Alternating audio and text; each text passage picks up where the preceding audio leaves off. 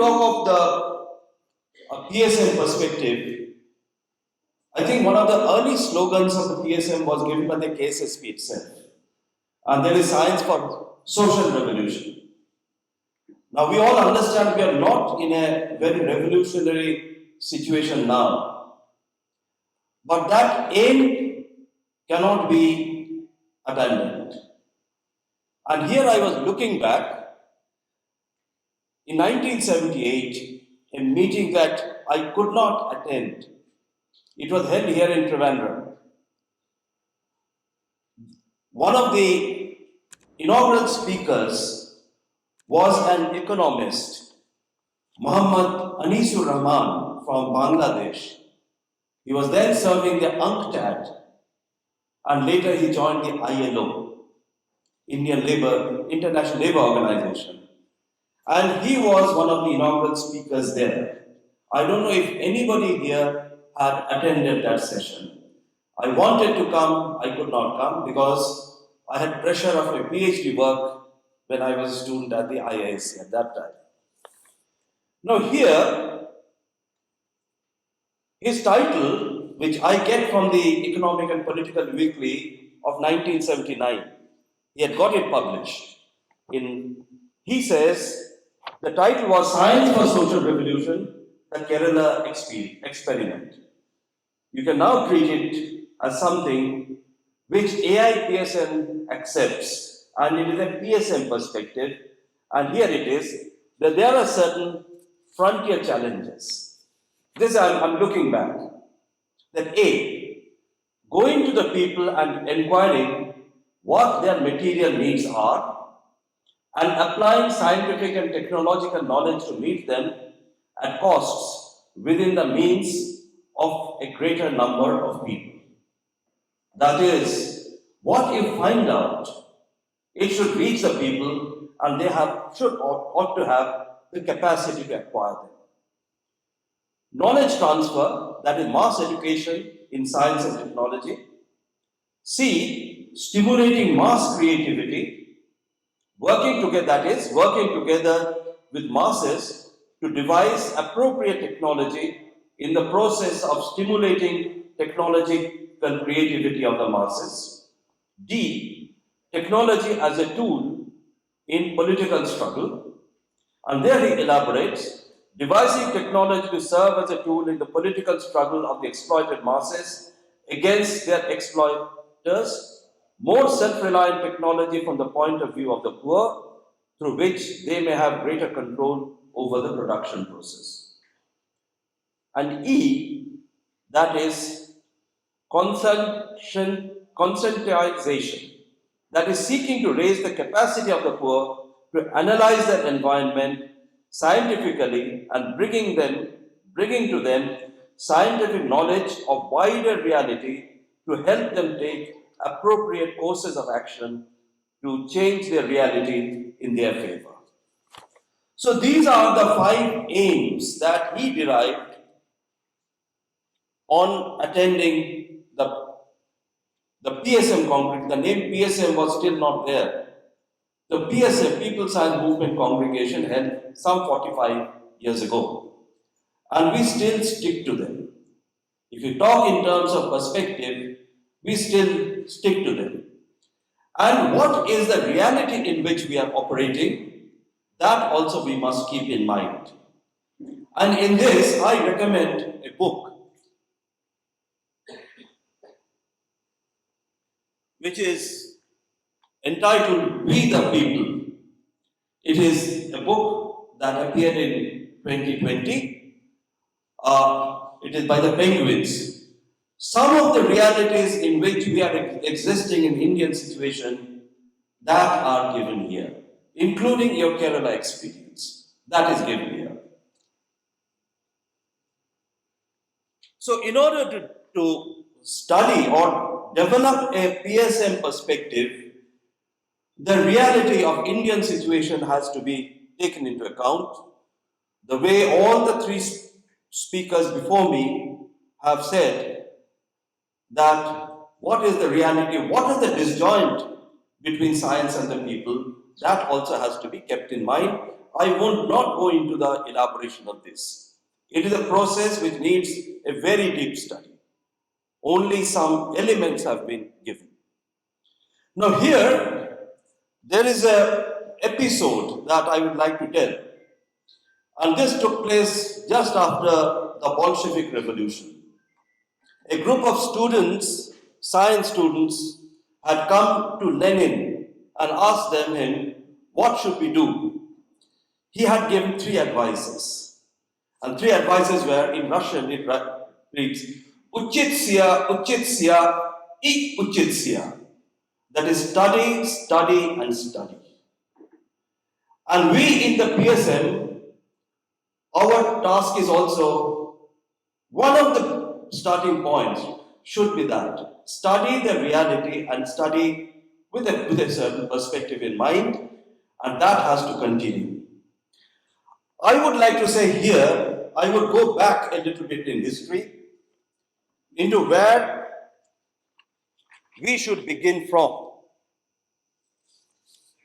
I'm not getting back into the antiquity. In history, certain landmarks we say, and I would identify one of the landmarks. It has been hinted here by T.V. Venkateswaran, and I would say it is in our history 1938. And how it deals with science, that I should say. And here the first suggestion of this, treating 1938 as a landmark, it was suggested to me by one of our friends of the PSM, that is Anil Sadgopal. All of you know him, yes. He's the 19th, and why it is so. Name of Netaji Subhash Chandra Bose has been mentioned. Now this is the picture of Netaji we are all very familiar with in his INA days. But one thing that is forgotten, that Netaji was head of a civilian government. And he was the Prime Minister of a civilian government, and also he was the CNC, Commander-in-Chief of the military wing, but military wing of a civilian government. So, and what is very often forgotten is the role of a national leader as a civilian. And this is one such picture I would give you. And this was the inauguration of the Mahajati Sadan in Calcutta. To go back here, so these were the soldiers that you see on the left side of the photograph who marched through Burma, that the same land through which Kaushika's grandfather had walked after the Second World War. And unfortunately, as she says today, he died there. He could reach India after the Second World War started. So, this is a civilian, and it was termed Mahajati Sadan. Inauguration was by Rabindranath Tagore. And why? Because he dreamt of India as a great humanity. Correct? And the second part, which I will go, is the formation, 1938, is the formation of the National Planning Committee within the Congress Party. And this National Planning Committee came even before independence. 1938 was and it submitted much of its report by 1941 April. By much of it 41. And here comes a certain kind of a agreement that within one section of at least the national movement, that in order to achieve the dream of an India of a future, a dream which masses will accept, the role of science and technology is very important. And this was 1938. What had inspired them? What had inspired them was essentially two episodes. And one was the Soviet 5-year plans. And the second one, the industrialization of the state of Mysore. And that is why when the planning committee was first formed, you can see there with the turban, this is Vishweshwaraya, who is sitting there, and the man who was behind all this activity, who gave the idea, is sitting at the back, man with a tie, and this is Meghnad Shah. It was Meghnad Shah's idea to have a national planning committee within our freedom movement itself. So, initial idea was to have Vishwesvaraya as the chairman. But the Shahas gave the idea to Subhash Bose that it should be not a technocrat but a political person. And the person most suited for this task is Jawaharlal Nehru. This idea was conveyed to Vishwesvaraya, who had otherwise accepted that he is ready to become the chairman. And then Vishwesvaraya said, yes, at this juncture, Nehru is the fittest person. And you can see this meeting going on where there is Congress president speaking and Nehru as the president is taking down notes and others. There's J.B. Kripalani also I can see and so on. All these were expressed in three very important books. One of them is Whither India by Jawaharlal Nehru. And when I read the history of the freedom movement written by E.M.S. Namboodiripad, he refers to this book. That this is the book which first drew his attention towards the concept of socialism. And the other two books, and this book has been commended by Subhash Chandra Bose in this book, The Indian Struggle, that he wrote while he was in exile. And all this finally got encapsulated in Nehru's discovery of India. If I find that there are two very important premises that come out, and one of them was scientific temper, and the other is scientific self-reliance. Self-reliance in science and technology. In Whither India, this is what Nehru had written. And I would say, when we talk in which way to go, it is as much science as political step. Whither India, India's struggle today is part of the great struggle which is going on all over the world for emancipation of the oppressed. Underline added by me, essentially it is an economic struggle with hunger and want as its driving forces, although it puts on nationalist and other dresses. Our nationalism is actually linked to this global struggle. That is what Nehru had written. And in that, scientific community had also got involved. I'll come to it. Scientific community at that time was very small. There were only 20 universities in India at the time of independence. And this is a section of the community which represents the Bengal community. Okay.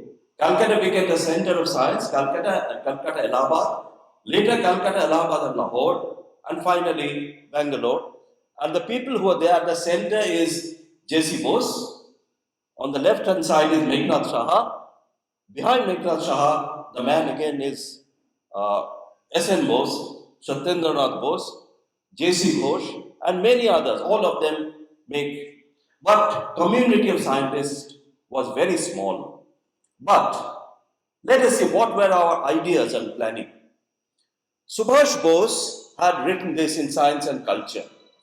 He had said that we were still in a pre-industrial stage and India has to get industrialized because he argued otherwise we will not remain a sovereign. We cannot maintain our sovereignty if we keep on depending elsewhere. And this essentially is the idea with which, even in subsequent years, Indian planning tried to uphold. Okay. And in the process, benefits to some section of the people came, some section, but essentially, it was a political step to maintain our sovereignty. And this has to be a forced march, as in Soviet Russia. I'm afraid, that's what he said, that it has to be a forced march in this country. We cannot wait for things to come, and this had a very inspiring effect. Nehru and Tagore, they shared something very common, that was their understanding of plurality of Indian culture and its compositeness, and how inspiring this very step of a national planning committee was, you can see from this letter that he had written, that he invites, that he said that I heard about this planning committee from Meghnad Saha, and he invites Nehru about scientific planning for Indian industry. I'm convinced about its importance, etc., etc. I would like to know your views on the matter. So it was a very important and landmark decision, and why he was so interested, and this is from Nehru's secretary who writes Rabindranath's secretary writes to Nehru, Gurudev has written to you today, more or less a reply to a letter to me. He has been rather captivated by Dr. Shaha's ideas of rational planning, and he is hoping much from the committee. And in this letter, it was said that why Tagore was expecting so much, because it was led by Bose and Nehru, whom he described as the only two modernists in the national leadership. Okay. So these were the scientists who were nation builders. Scientists and science policy became, from then onwards, became a part in independent of India. The left-hand side picture is of Meghnad Saha, who contested as a Lok Sabha poll as a left-supported independent candidate, and one should go through the debates that Saha undertook as a member of parliament, and these are published by the Asiatic Society with the title Shaha in Parliament. And K.D. Malavya is a student of Shaha, and the two crossed sword in the parliament because Shaha was unconvinced of the methods which independent India was taking. And what K.D. Malavya was that he was essentially the pioneer of the policy on oil. This continued cooperation. This picture shows P.C. Mahalanobis discussing with Nehru, and in a very list, I'll just give you a short list what happened between 47 and 72, where these were very deliberate efforts to industrialize under state intervention and under state's ownership. River Valley projects, pioneer was again Meghnad Saha, establishment of institutes, agriculture, atomic energy, and space. And I say, after 72, there has been a lull. There have not been any state-driven, that way, industrialization processes, and even the concepts of self-reliance have now been completely. Sorry, I'll stop here with these. Now, what I would say from the PSN perspective, I have read some of the recommendations, particularly of the Health Committee. Health Committee was headed by a very well-known scientist. His name was Sahib Singh Sokhe. Sokhe was the pioneer in the Indian Patents Act of 1970.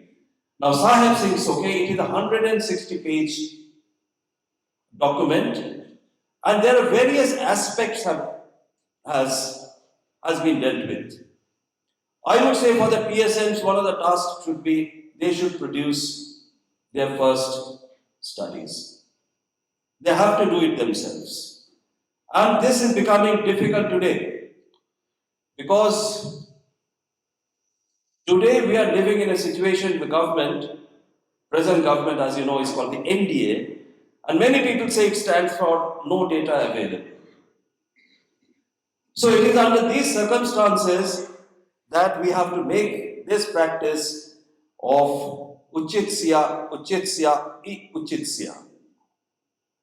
We have to do that. What is the process that we have to develop ourselves? To what extent that you are going to receive it from the state? I really do not know. And in absence of that, what is the way we should move forward? This has to be dealt with. Here I would say that it is not that it is always not there. I will come back to Kerala. Definitely the government of Kerala has all the data concerning how it responded to the COVID, how it responded to the other viruses. We are at their campus. Even that study, if it could be followed up, that how the planning process took place. The planning process cannot be done through scriptures. Okay, they need science. They need science, and whether the people who talk of scriptures, when they want to plan their activity, they use science. They don't go back to the scriptures. For example, I would say that no matter how great Indian surgery would have been, Mr. Vajpayee's knee operations were done by a doctor who came from America. They were not based on any what the Ramayana, not on the basis of Ganesha's head being transplanted or anything. The people who talk of those kind of that follow the scriptures, but when it comes to their own problems, they do not follow what is there. So they also have data, only that data is not made available. Now we have to look for from where authentic data it is possible to have. This is one thing. And in order to do that, the people who have data, one section who may have data, who may have that knowledge, are the scientists. And this is where the role of a scientist in PSM becomes very important. I would go back to at the end of my paper, I have given a small anecdote. Sorry, this is not mine. It was in 1939, a very well-known scientist. He had written that the following. So the book in 1939 was The Social Function of Science. And there is a small section on the question of the science in the colonies. India was still a colony at that time. He said, in order to release the enormous potentialities of scientific development in the Indian people, it would be necessary to transform them into self-reliant and free economy. So self-reliance and freedom. India was not yet free. Probably the best workers for Indian science today are not the scientists, but the political agitators striving towards that end. Since 39, that situation has changed. Indian science community was very minuscule at that time. 20 universities, and even if there were 30 active scientists, Indian scientist number would not have exceeded 1,000. This is not the situation today. There is a large number of trained people, and their capabilities we all recognize in their particular field. The duty of the PSMs is to get them involved. And this has to be recognized in what form we will get involved. In this, I would go back again to an interview that Subhash Bose had given in 1939 to Meghnad Saha, and it was published in Meghnad Saha's journal, and that journal is Science and Culture. And he had said, we, that is what Bose is saying, who are practical politicians, need help from you, who are scientists in the shape of ideas. Now, not politicians. I do not know how much a politician today will be interested to get help or ideas from a scientist, but PSM certainly will be interested. To come back to your answer, that how have we recognized our scientists through Bharat Ratnas? If I take that as an example, now let me tell, Bharat Ratnas from the field of science in India have been C.V. Raman, 1954, M. Vishwesvaraya, 1955, B.C. Roy, he was not a, but he was a practitioner of medicine, Abdul Kalam, B.C. Roy, 1961, APJ Abdul Kalam, 1997, C.N.R. Rao, 2014, and M.S. Swaminathan, this year, 2024. Now, in all this, the names that are missing, at least at one time, Bharat Ratna was not given posthumously, just as today Nobel Prize is not. But who are missing? J.C. Bose, S.N. Bose, M.N. Shah, P.C. Mahalanobis, C.R. Rao, K.S. Krishnan, G.N. Ramachandran, and E.C.T. Sudarshan. All of them have done outstanding path-breaking work. I would say path-breaking work in the way that they have contributed to the advancement of knowledge. They have broken barriers. And this from where they do it immaterial. Once you have broken the barriers, you should know that knowledge has been advanced, and with the help of that, can you change your worldview? Or is it contributing to your worldview? As far as science is concerned, this has to be kept in mind. And here, in that, we cannot be parochial. This has to be done by the people science movements. And it is this, apart than there is this interaction and collaboration between the scientific community and the people who are in the movement, the way Bose had said, what is the mechanism for that? And I see a mechanism which I derive from our experience today. That this meeting is now because of a decision that has been taken by a state government. It is a state government decision to take a festival.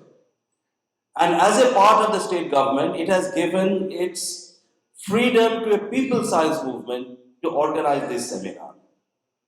How to strengthen this process?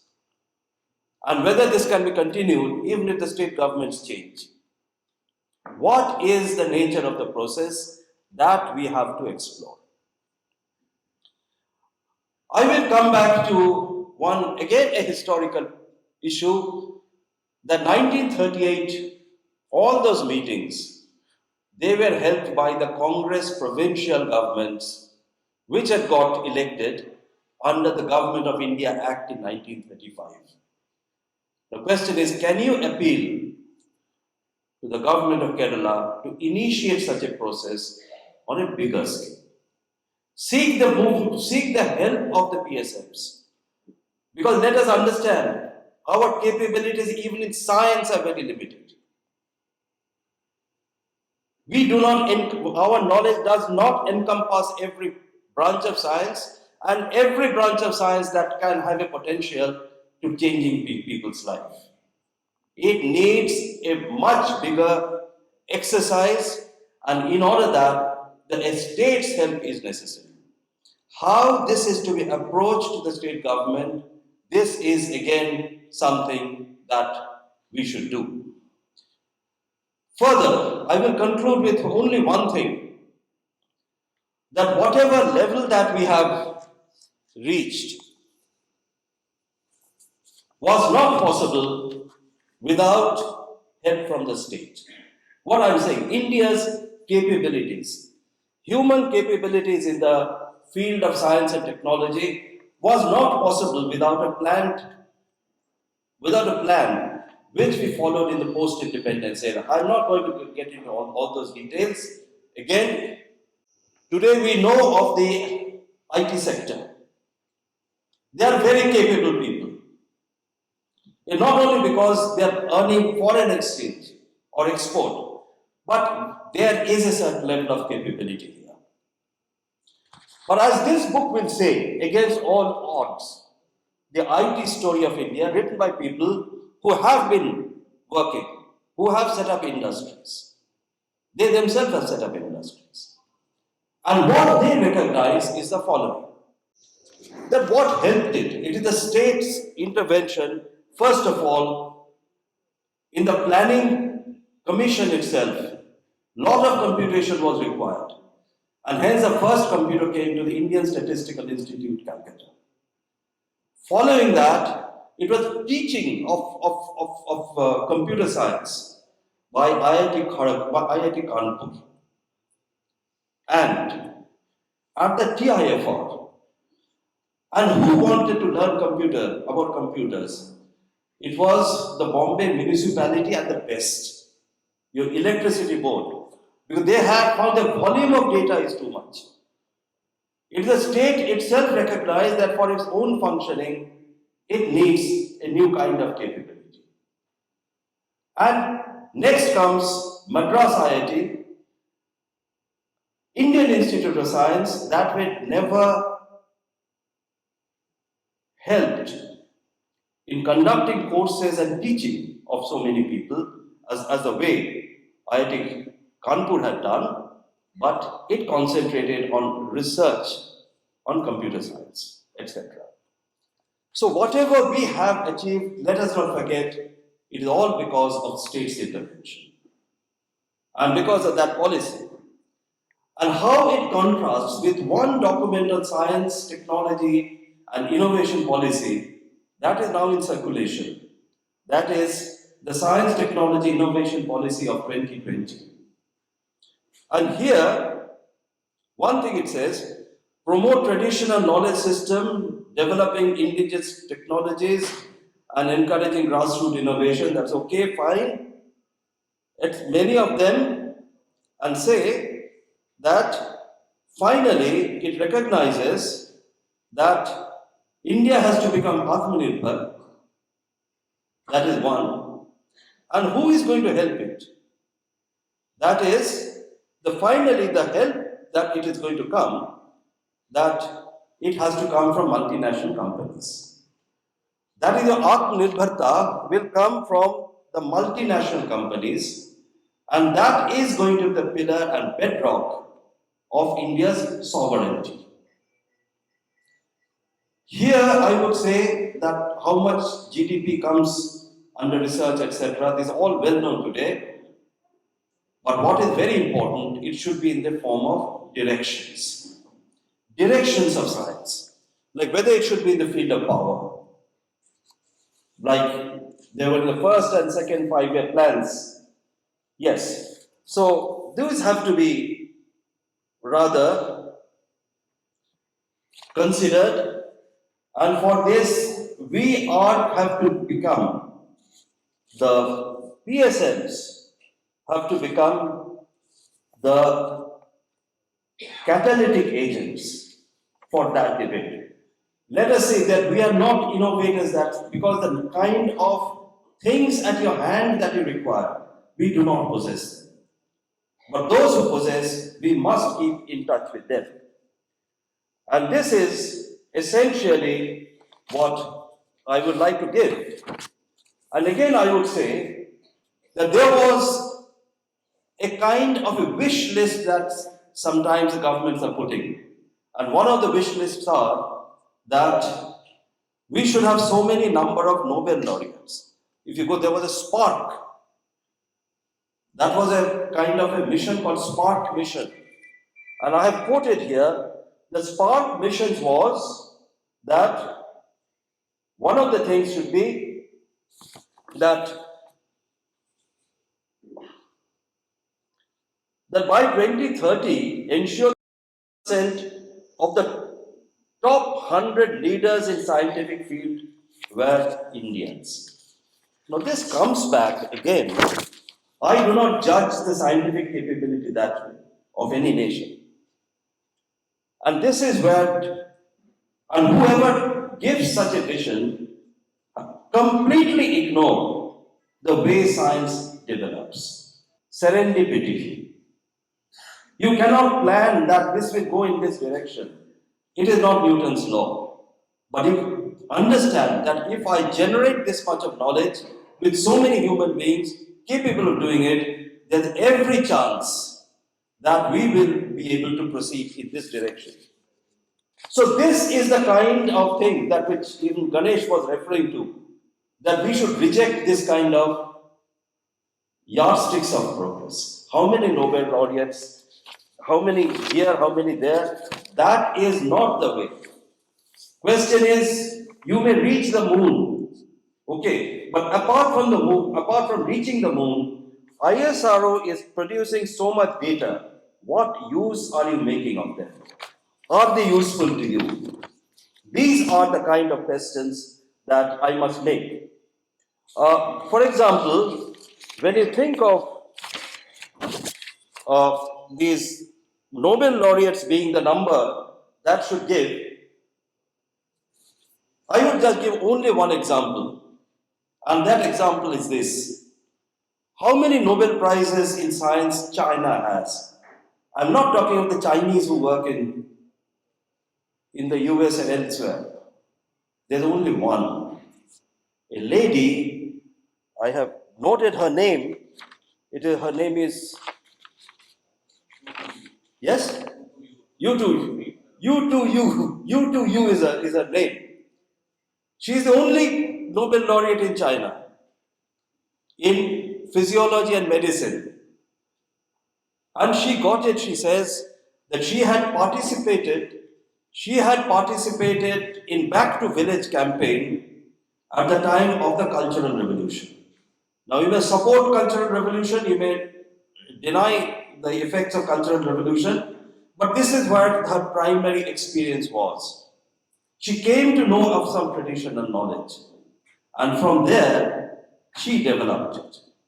So this is a process, and I think the ways of innovation are enormous, and every bit there is important. This is the kind of ideas that we must. Science can be planned, which the Soviet Union had shown. You know, that is the Academy of Science, how it was transformed. Unless there are certain things very obvious, many other benefits will come which you cannot even think of unless you start the process.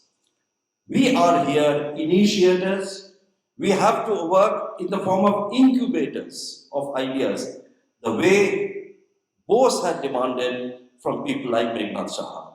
This is our first step, and I would say that we would urge the government of Kerala, which has taken this step, and we thank them for having this, if they can help this process and create an embryo for this kind of process. I would say that is our first task. I cannot conceive of any other task, because unless you begin the journey, you do not know which direction to give. Thank you very much.